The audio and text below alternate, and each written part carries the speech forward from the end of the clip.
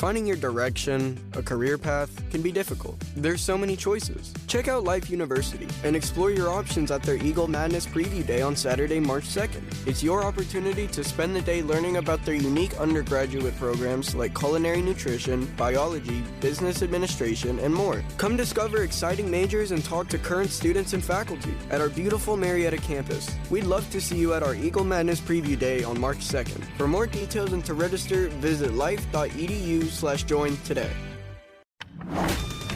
Extra 1063 and a Second Chance Bail Bonds are here to back your blue. Back Your Blue highlights special initiatives, criminal justice programs, and community events aimed at keeping our communities safer. Join a Second Chance Bail Bond CEO Daniel Matalon and host Tug Coward to learn some good news about and from the law enforcement and justice communities.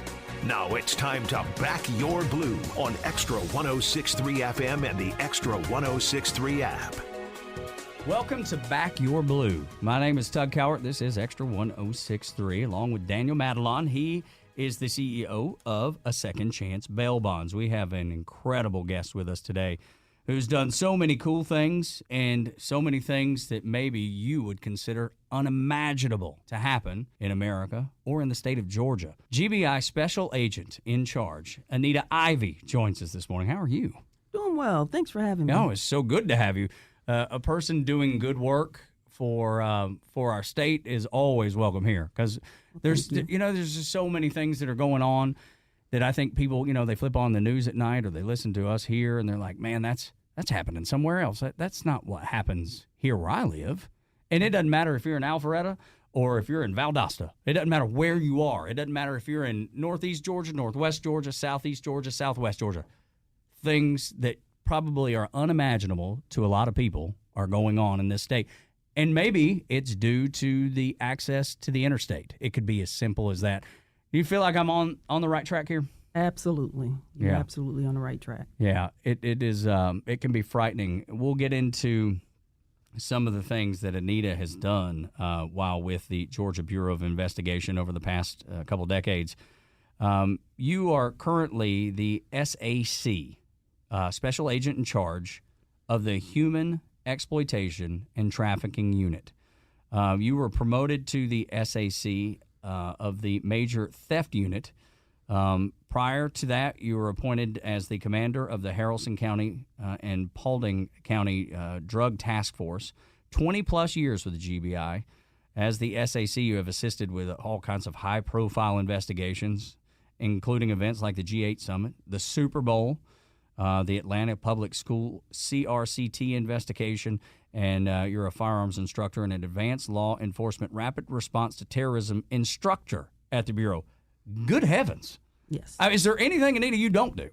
Well, I try to take a break here and there, but doesn't sound like it. Doesn't seem like it. Goodness gracious. So what was it that drew you to law enforcement, to community service? What got you to where you are now? Like, what was it that drew you to this?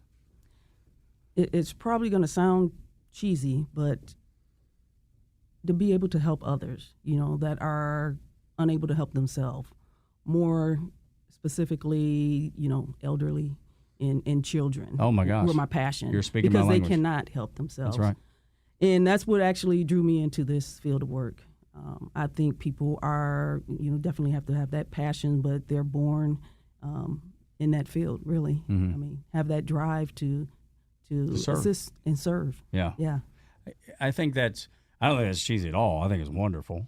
As a guy like myself, I have so much respect for our GBI, and I know Daniel, you do too, obviously. I mean, they do so much work in and around the state working with local municipalities, easy for me to say, because you deal with these local municipalities. And how much interaction do you have with the GBI with regularity? Well, not on a regular basis, okay. Just because, but their investigations lead to some of the bigger cases that we deal with, I guess.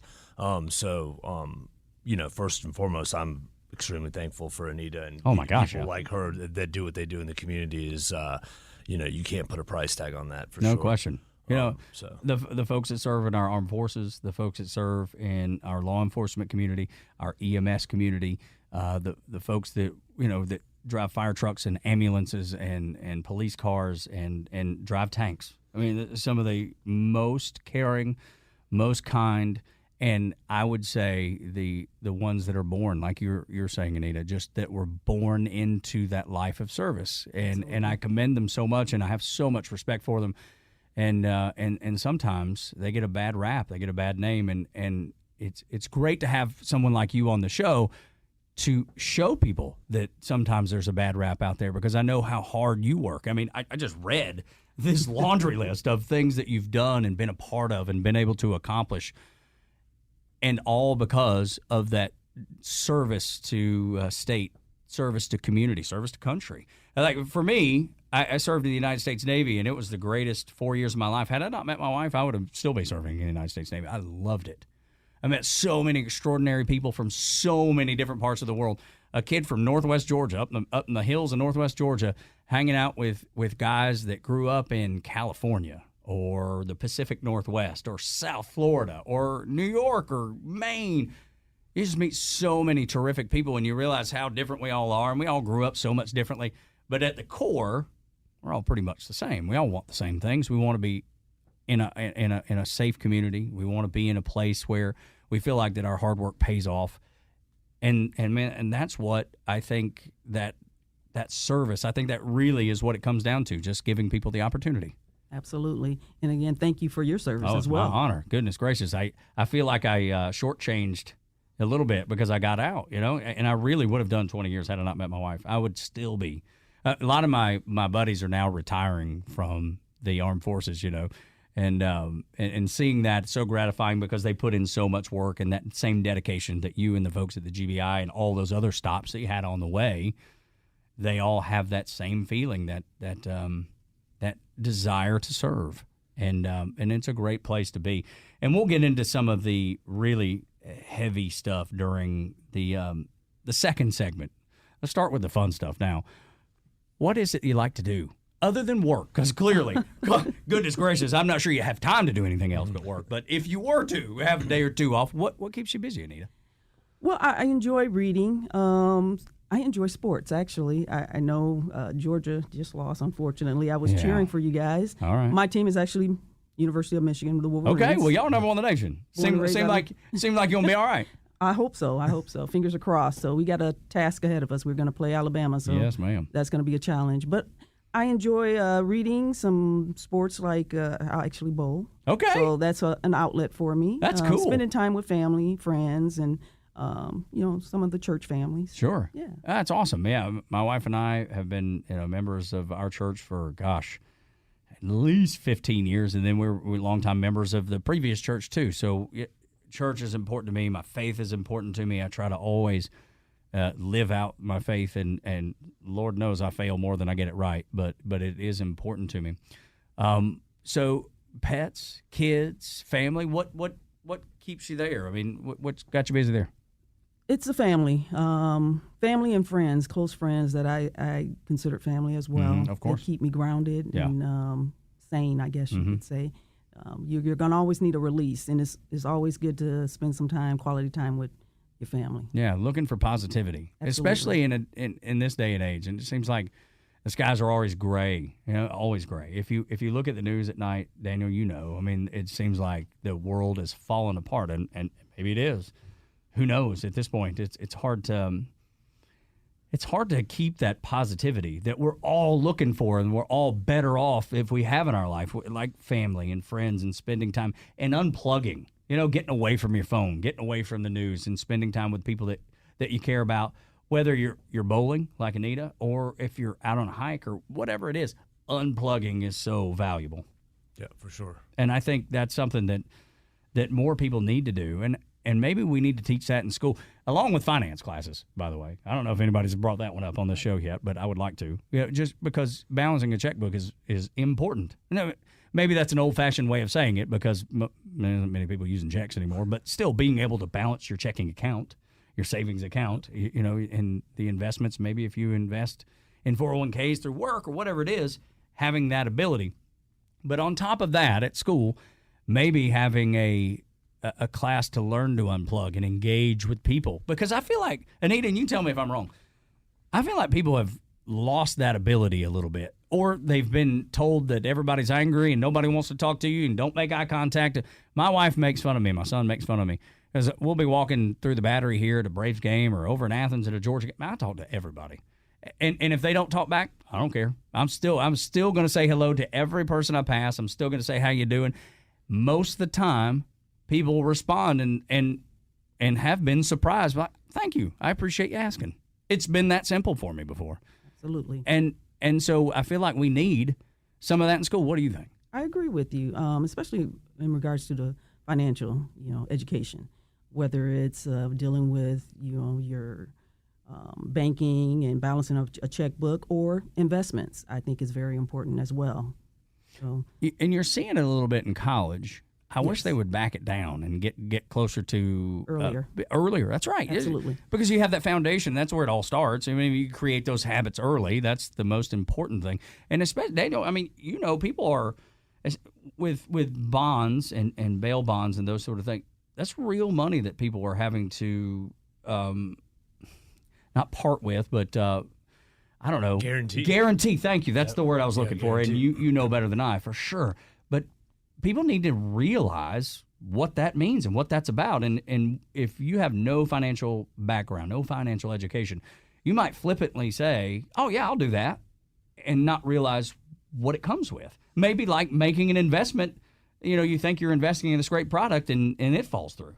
Yeah, and I always try to remind myself of that because I've been in this, almost 20 years. You just assume sometimes that people know what you're talking about, and obviously – so it's important to explain that piece of it because it is a financial component. I mean, our purpose is to guarantee their appearance in court, and it's like investigations, like from the GBI and things that we try to gather those facts to assess what the risk is. And look, some people don't belong out, based on the nature of what occurred and whatnot. So, that's sometimes also a component of it. But the financial piece is. Yeah, it's like we're like a bank. I mean, we're guaranteeing their appearance for there's a finance component attached to it. Just like if you're lending money to buy a home or buy a car or something, right. You're the guarantor, right. and you got to have the wherewithal to know what you're signing your name to. We will continue with GBI Special Agent Anita Ivy next on Back Your Blue. This is Extra 106.3.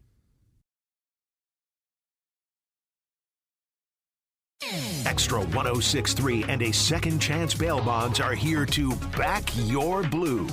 Now back to the show on Atlanta's only conservative news and talk station, Extra 106.3.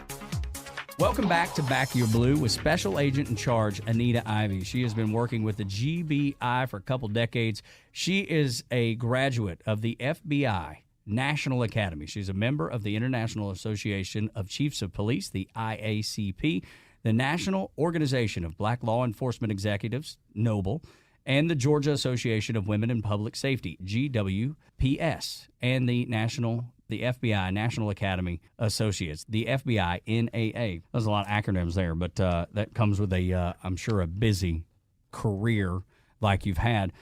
Anita, I want to talk to you about the formation of the Human Exploitation and Trafficking Unit.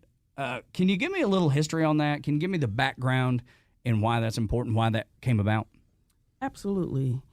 Guess we could start with, Governor Kemp and First Lady Kemp have always made fighting sex trafficking a priority, whether it's through legislation or the creation of a Grace Commission by Lady Kemp, or in 2019 where they created the Human Trafficking Prosecution Unit, which is actually housed out of the Attorney General's office, Chris Carr's.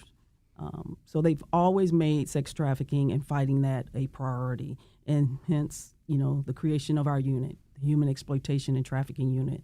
We got started in July of 2020, and we've been making some strides. I mean, we still got a long ways to go, but we're making those strides. This particular unit is comprised of special agents. We also have an intelligence analyst, as well as a special prosecutor that's assigned to our unit. So we're comprised of several different individuals that help fight human trafficking. And we focus on commercial sex trafficking as well as labor trafficking. What is it that makes Georgia such a hot spot for this? Well, there's quite a few things. I mean, one reason is, you have a lot of the colleges and universities that are here. You have quite a few interstate connections, so it makes it easy in and out. There is a high amount of adult dance clubs here. Our agriculture, industry, here. And it's the Hollywood of the South, really. It's a big-time music industry. You got the one of the largest international airports here. There's numerous reasons as why Atlanta's the hub. Can I go back and ask you about Sure. two of the things that you brought up as reasoning behind it? Because so many of them make 100% sense. The airlines or the airport being the busiest in the world, the interstates, and just because there's so many access points and so many ins and outs to get wherever you want to go, no matter what you're doing. I mean, you could be just traveling for vacation, and there's 1,000 ways you can get to, one of the many beach streets in town, or bypass them altogether. But the two that stood out to me the most, and I want to go through them one by one. The first one being colleges and universities. That one stood out to me when you said because of the colleges and how many colleges and universities are in this area. How do those go together? I would have never, ever would have never thought of that being a reason that feeds into human trafficking. Well, you have traffickers out there, which they groom individuals. And they started young, whether it's high school, college, like I mentioned, college and university. And a lot of times what they prey on is they'll come to you as a Romeo, a boyfriend. And a lot of times that changes as the time goes by. And, they try to determine what your need is, what you're lacking in, whether it's the family connection, is a dysfunctional family, or if there's a reason where an individual's been in and out of foster care. Even the LGBTQ plus who are been marginalized are targeted by traffickers. I would imagine, too, one of those problems, just because I've got a kid in college and we have to cut a big old check for him to go, right? And Absolutely. We've been saving a long time, and heaven only knows that we're very fortunate to be able to pay for his school, at least the majority of it. That second couple of years, we'll see how it goes. Probably be some student loans in there. But I would imagine that is another issue that pops up is finances, paying for school or needing money while in school. I would imagine that's a contributing factor. It is. And then another reason is they're away from home, so you don't have that support of your family right there watching over you. So for a lot of the young adults, it's their first time away from home, away from family, It is away my from son. their parents. Yeah. So that makes perfect sense. All right, the next one, all that adds up, and all of that is such wisdom that I don't think that many people, Daniel, take into account when they send their kids off to school. Yeah. I mean, that's something that they probably never even entertained, that idea. We deal with a lot of cases out of some of these universities where, look, you're putting kids from all around the world in one place. Some have more experience than others. And so some have the mind, the wherewithal to make the right decisions, and some just have never been exposed to it. So it can be a dicey situation. And life comes fast. Very Man, quickly. does it ever. Life comes at you fast, and you have to learn on the fly oftentimes. The second I wanted to ask you about was agriculture. I wrote that one down. Agriculture. How in the world? When I think of farms, that's the last thing I think of is some sort of human trafficking. yeah, and that's more of your labor trafficking, where they have individuals coming up, migrants, for different periods of the year, whether it's onion season or whatever the season is. Yeah, down in Vidalia somewhere. Absolutely. They come in and they work, and they're promised a certain amount to work these farms. However, once they get here, they're not getting that. They're promised, lodging, shelter, and you'll have numerous on top of each other in a building that's, not fit for even a dog, So, again, they've made promises. And they come and then they're kind of stuck because there are oftentimes the people that bring them over will hold on to, some of their identifications or anything that they need, bully them. Yeah, absolutely. Again, force, fraud, coerce. Yeah. We're talking to GBI Special Agent in Charge Anita Ivy on Back Your Blue with Daniel Madelon of A Second Chance Bail Bonds. My name is Doug Cowart. This is Extra 106.3. What is the price tag on this industry? Retail sales is, I don't know, $25 billion and technology, because Atlanta's such a tech, or the movie industry, music industry, those are billion-dollar industries. What does it look like in this underworld industry? It's huge. It's a $32 billion industry. Goodness. And to really put Wow. that in perspective, it's more than Nike, Starbucks, and Google combined. No way. So it's a billion-dollar industry. You can have a trafficker having a victim that they use on an annual basis, make over $200,000 a year off one victim, with little overhead cost. Mm-hmm. So it's continuous. It's a resource that is continual. It's not like your drug industry, which is the number one, criminal industry in the U.S. Is trafficking number two? Trafficking is number Of course. two. Only makes sense. You think about those things, and you think, that's someone's daughter, that's someone's son, that's someone's niece or nephew. And you and I, being faithful folks, we look at it from a much more grand perspective than maybe others do. And that's where it really feels like it tears at my soul when I read stories like this. And I struggle going back and forth, and maybe, Daniel, you can relate to this too, because you deal with it more directly than even I. When I say it tears at my soul, it does. I have a hard time reading about it. I have a hard time looking at it.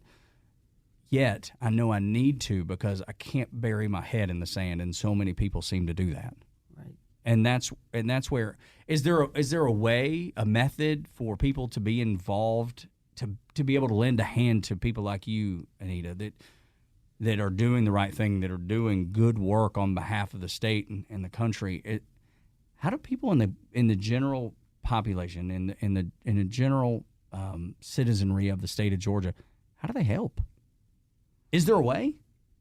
Yes, there is a way, because law enforcement, like any type of crime, we can't do it all. That's right. We're not going to see it all. Of course. So we have to depend on the community to assist, right?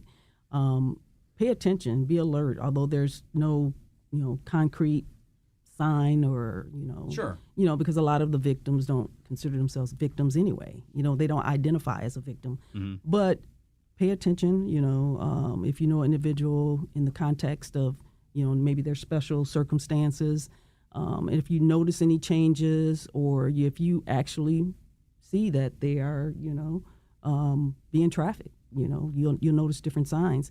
Say something, right? You see something, you say something, right? Mm-hmm. We have that app. We also have the National Human Trafficking Hotline. And if you're in the state of Georgia, we got the Georgia tip line. So reach out to your local law enforcement. If it's an emergency, 911, if you need assistance right away, and just speak up. It's okay that if you get it wrong. Okay, because that It's was okay. That's where I was going to go, because what if you're accusing someone of something as heinous as the things that we've talked about, and yet you've completely misunderstood it, misinterpreted it, and you've essentially accused someone of something that they're not doing because you're concerned about it. I mean, so can you walk us through that? Because that seems like a big thing to get people to genuinely respond, because of that fear of being wrong. Mm-hmm. And you may have situations where they think it's human trafficking, and it may be something different, like child molestation. Oh my or gosh, something like that. See, I didn't even think of that. But leave that for the either local or for my agents, to go out and make that determination. And it's okay if you get it wrong, if deep down in your heart you're doing it for the right reason. Of course. We'll weed through those things. But we do have sometimes that we'll get a tip, oftentimes and it's not human trafficking. It's either a situation where a split in a relationship, and then now the father or the mother has the child, and there's some conflict there. Sometimes we get those. Sure. And it's not human trafficking. But let us make that determination. We don't have a problem making that. We'd rather you get it wrong than to miss something that was definitely human trafficking. Sure. Goodness. Give me some stories some good stories about. Well, I mean, if there are, I mean, I'm sure they're hard, but there has to be some silver lining of saving a child or a woman or a young man, saving someone from human trafficking or sex trafficking. Are there stories that you've been able to save the day on or liberate someone from something so horrible happening to them? Well, yeah. I mean, we of course have some stories.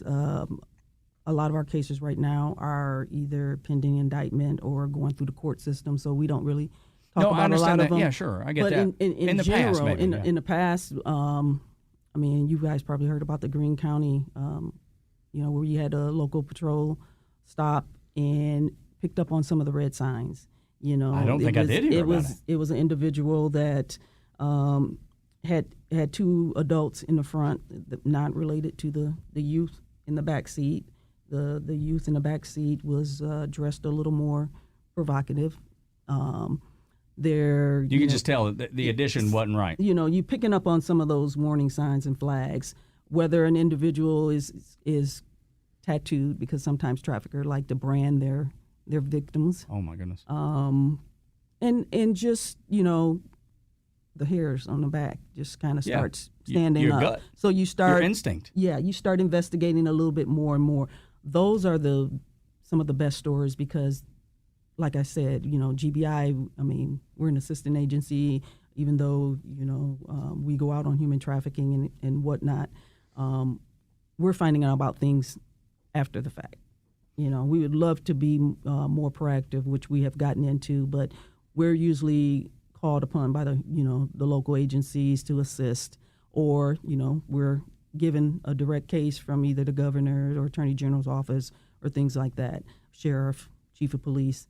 But those are some of the cases where we really like, because it's saying that those that's going to have the most interaction with people are picking up those signs, and they're able to go further with it and know that it's human trafficking. Goodness gracious. Daniel. Doug, I also think it's also as simple as like being in a shopping mall, right? I mean, I've seen the videos. Yeah, I mean, of things where people just they just talk about the hair on your neck. They go to the food court. They go to the food court. They go to use the restroom. Next thing you know, they're gone. I mean, literally, it happens that quick. And I've been telling my kids about this forever. And one of my lead investigators, who's been with me since the company opened, he has a nonprofit, works with the agencies for human trafficking. That's his company. But so I've been around or exposed to the storylines and the things like that. But I tell my kids all the time, I don't care where you go. I mean, it could be as simple as going to the mall with your friends, my daughter, my son. It's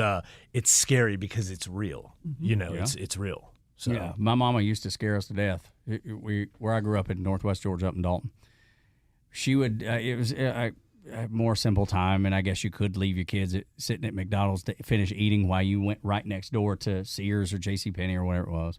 But I remember her scaring me to death when she would do it. She was like, "Don't you leave with anybody. Right. You have no." And she was not graphic, but she let me know that things would not be good if somebody came. She was like, "I don't care if they come and tell you your mama needs you right next door, and she told you to come with me." She's like, "You don't ever, I will never, ever send someone for you. I will come get you. You do not leave." And I remember being terrified. I'd be eating my Happy Meal, just looking around. And it's good that she had those conversations with you. She did. Absolutely. She scared us to death. And let me tell you, she used examples from the news. She was like, "You remember when I told you at McDonald's? This is why. This is why. Right? Here's why I told you." Still to this day, I'll be sitting by myself and get to like an uneasy feeling looking around, Mama did that to me. God love her. She's a wonderful woman, and she taught me right from wrong, and I can't appreciate her more, but she was serious and with good reason.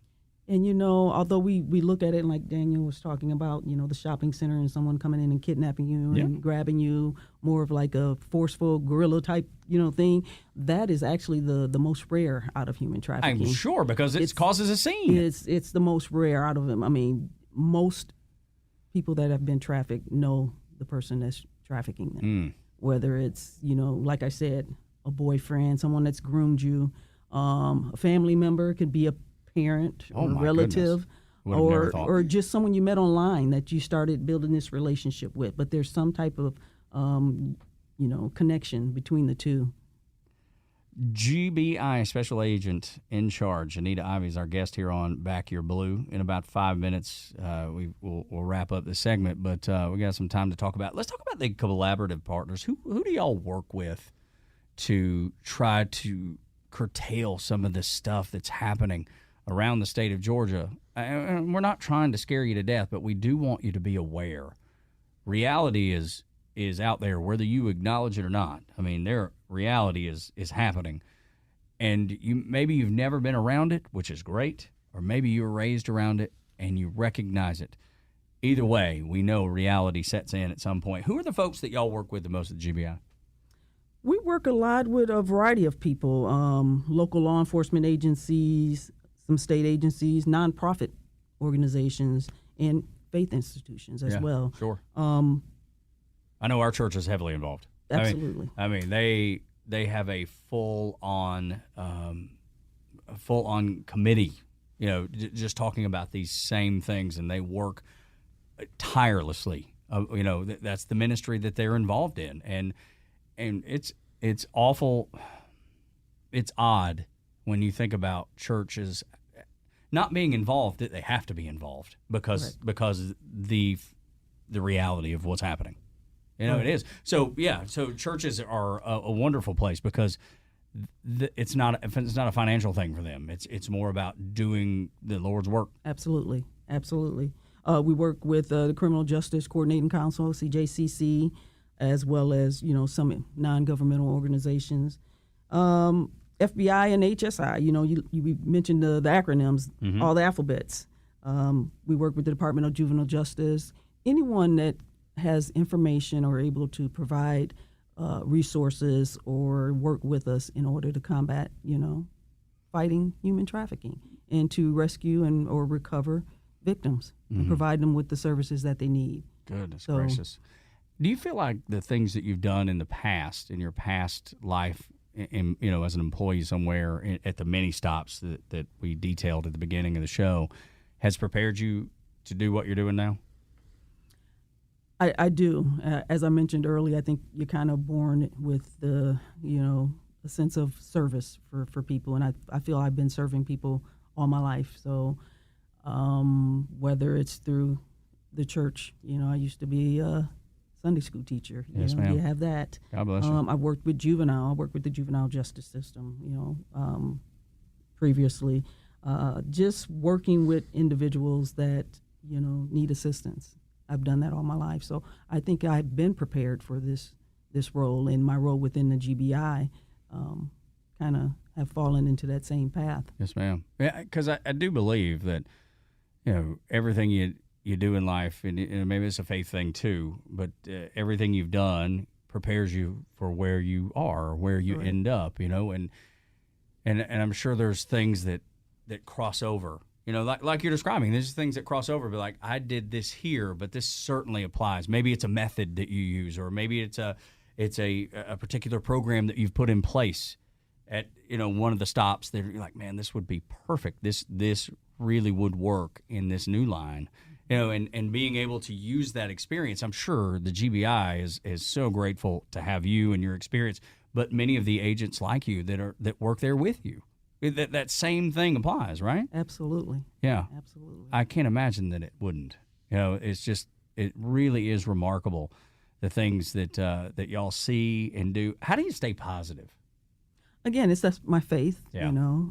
Staying connected with my church members and family. So that's how I stay positive. And knowing that tomorrow's always another day. Yeah. And don't take yourself so seriously. You're gonna make some mistakes, but deep down in your heart, if you do the right thing, you're rewarded. Yeah, no doubt about it. Things come to you. Yeah, I think you're 100% right about that. I just know that doing a news show, sometimes just talking about the news can get heavy, and I have to really just unplug and, like I said, church or spending time with family and friends, just anything but, the things that I do for a living daily. And it's not always that way. Some of the news is good, we have great stories, and you shared some of the earlier, the positive things that come out, and being able to help and maybe even change someone's life. And Daniel, I know that's something big for y'all, changing people's life. Like if someone is accused of something like this and they ultimately go to court, you bond them out, and then ultimately they're found not guilty of the things that they're accused. I mean, that's changing someone's life with a second chance bail bonds. It's kind of allowing people to have the opportunity to continue living life until they can answer to the charges. But for me, which I take very serious because I respect law enforcement and the jobs that they do, where sometimes there's a misconception of, oh, we just did all this work and now you let the guy out, Yeah. And it's like, no, but there's, at least I can speak for a second chance. We are so on top of this stuff because it's, look, if the person's not there to appear for the case, for the hard work that law enforcement has put forth, then there is no case, So we take it very serious to make sure that people appear and answer to those charges because that's, an extremely important part of the process. There you go, talking to Daniel Madelon, of course, of the Second Chance Bail Bonds, and our special guest, Special Agent in Charge, Anita Ivy from the Georgia Bureau of Investigation. We'll continue and wrap up the show. Final segment of Back Your Blue next on Extra 1063.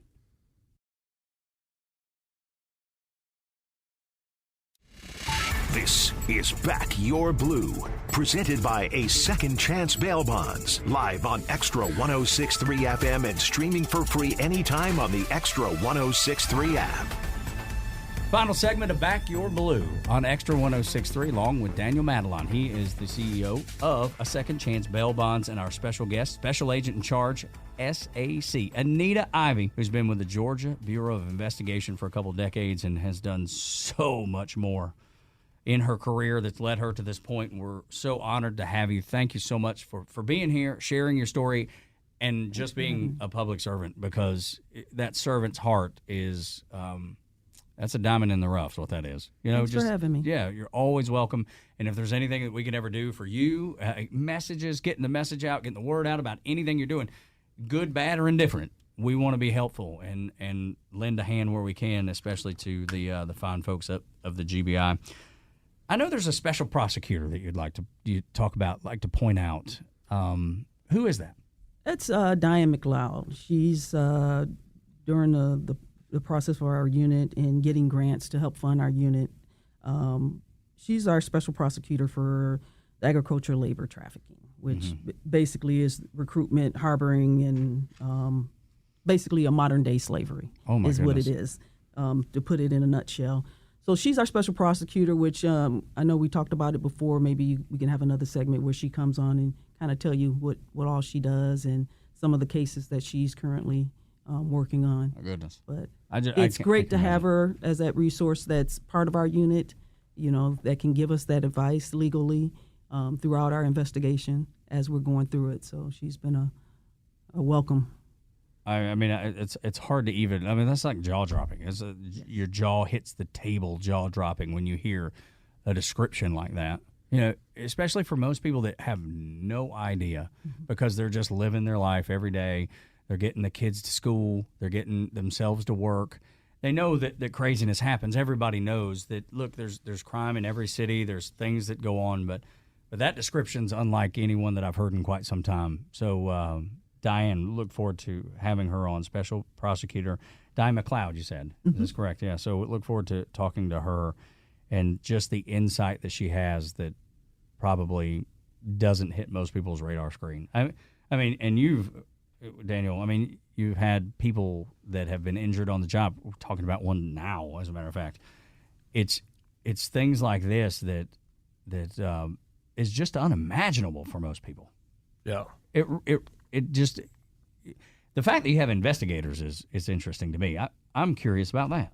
Well, just to keep it all straight, right? So there's thousands of people that we have on bond, obviously, and there's a handful, a percentage of people that just do not want to do the right thing, no matter what the case is. Yeah. So we have to manage that, right? So we have, I don't know how many hundreds of fugitives active right now with active warrants that we're looking for from here to California, and we also lean on law enforcement sometimes, to help us, locate those people and whatnot. So yeah, it's an everyday thing. It's 24/7. It never ends, and it's a Never a dull moment. I can only imagine. Sometimes it would be nice to have a dull moment, I would imagine, just around the holidays. Can we just have just a really quiet holiday season? But I bet this is an active time of year, though, isn't it? With the holidays? Absolutely. With just people traveling and and I know nothing. I mean, obviously you two are experts in this. I know nothing, but it just seems like with so many people moving, so many moving parts, so many people staying in touch kind of, but not really because you've been going off with friends and families to celebrate the holiday season.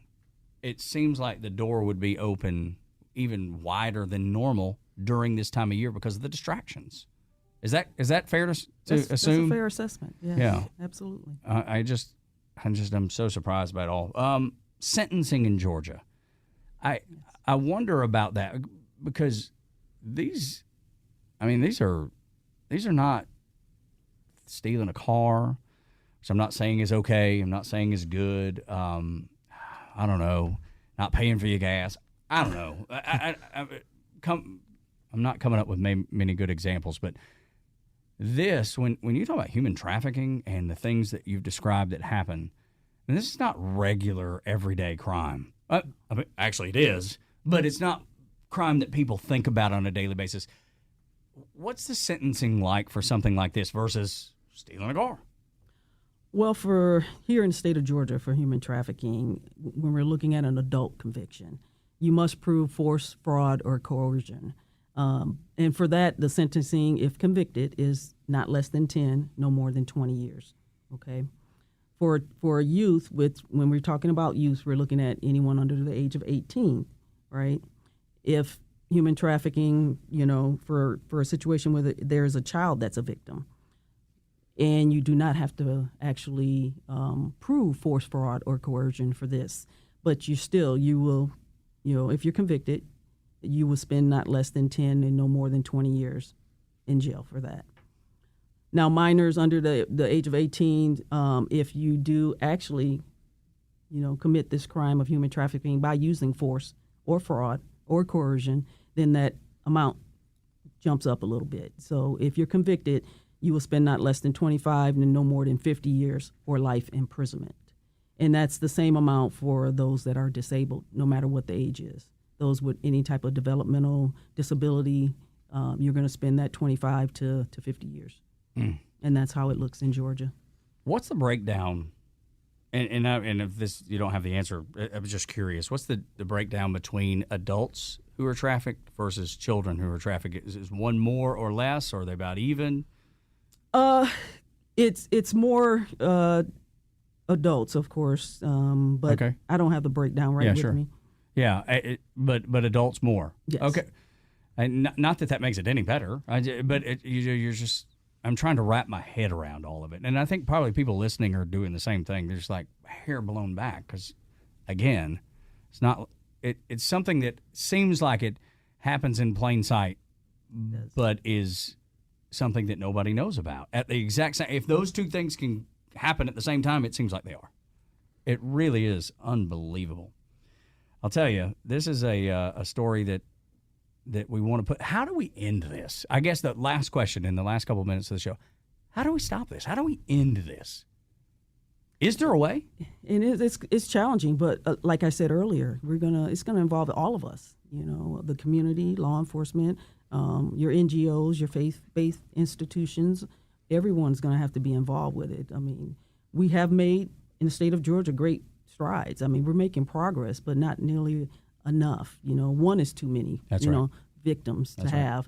So I guess my thing would be if we can just make the state of Georgia more difficult, or a state that the trafficker no longer wants to do business in, then that would be most satisfying to me. Yeah. Will we be able to eliminate it totally across the USA? Seems unlikely. As long as there's people willing to buy people, that's going to be the challenge. I mean, just that statement is so jarring. Yeah. And it's yet true. And I wish you the best. And thank you. Daniel, obviously the hand that you lend to, some of this stuff and helping. I think it's awareness. Awareness okay, is really the biggest. And maybe that if there's anything that we get out of today's show, that's it, is awareness, that people realize. Take the blinders off. that it really happens to real people in the community that you live in. It's unbelievable. Really, it is. Special Agent Charge Anita Ivy of the GBI. Thank you so much for what you do. Thank you for spending time with us today. We just appreciate you so much and the work that you do, and we just wish Godspeed and God bless you and your family. Thank you. Thank you. Thank you for having me. Of course, Daniel, thank you so much for bringing this show to the air, for the hard work that you and your team at a Second Chance Bail Bonds do, and will continue to do. Thank you, man. Thank you. There you go. This is Back Your Blue on Extra 106.3. Is this the year you want to grow your business? Do you want to expand your team? Build a new office? Hey, it's Tug, and I want to tell you about First Liberty Building and Loan. Aren't you exhausted by going to lenders, building a relationship, and a week later, you're dealing with a new person? You won't have to with First Liberty Building and Loan. The Frost family has been helping businesses grow since the 90s, and they can help you too. They know the patterns, they know the ebbs and flows, and they know business. Now the Frost family wants to know you. FirstLibertyGA.com. Buying a building, building a building, buying a franchise, or expanding. Reach out and spend 10 minutes with them. See if you're a fit for them and if they're a fit for you. FirstLibertyGA.com. By the way, if you're a young banker and you want to work with a team that's faith-friendly with a culture of excellence, First Liberty might be a good match. Reach out to First Liberty Building and Loan at FirstLibertyGA.com. That's FirstLibertyGA.com. Finding your direction, a career path, can be difficult. There's so many choices. Check out Life University and explore your options at their Eagle Madness Preview Day on Saturday, March 2nd. It's your opportunity to spend the day learning about their unique undergraduate programs like culinary nutrition, biology, business administration, and more. Come discover exciting majors and talk to current students and faculty at our beautiful Marietta campus. We'd love to see you at our Eagle Madness Preview Day on March 2nd. For more details and to register, visit life.edu/join today. Tonight in Arkansas, there's a mother tucking in her daughter and turning off the light. A business owner is burning the midnight oil. An at-home dinner date is plating up possibility. And it's all happening under one roof. How? The power of a conversation, like the one John from Integrity Solutions had with First Horizon Bank about his vision for a sustainable mixed-use building. Now it's not just words, it's life. First Horizon Bank. Let's find a way. Go to firsthorizon.com/John. First Horizon Bank, member FDIC.